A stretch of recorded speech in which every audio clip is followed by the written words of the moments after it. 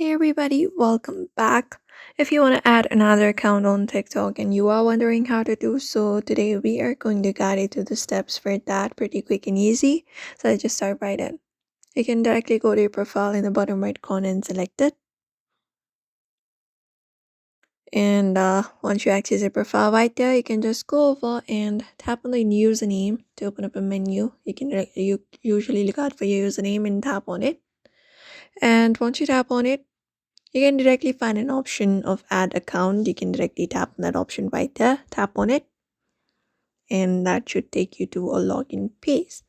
So you can just go over and enter up your credentials. You can tap on this option of add another account, and you can either use your phone, email, or username. Continue with Facebook, continue with Google, or any other method.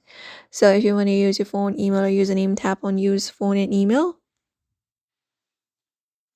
And all you gotta do is basically go ahead and enter up your credentials. So provide in your phone email and username, provide in your phone number in this phone number box. If not that, you can just go over and select the option of email and username, and there provide in your email address or username of your TikTok account that you're trying to switch into. And once that is done, just go over and continue, and you will be automatically switched to the new account that you were trying to log in into.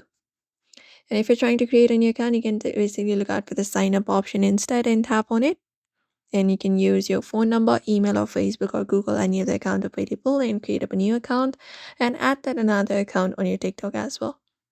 And that's it.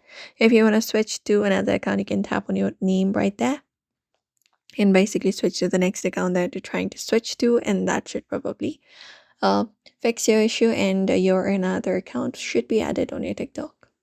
So that is it, everybody. We hope this video was helpful. We don't forget to give this video a like and also subscribe for more tips and tutorials.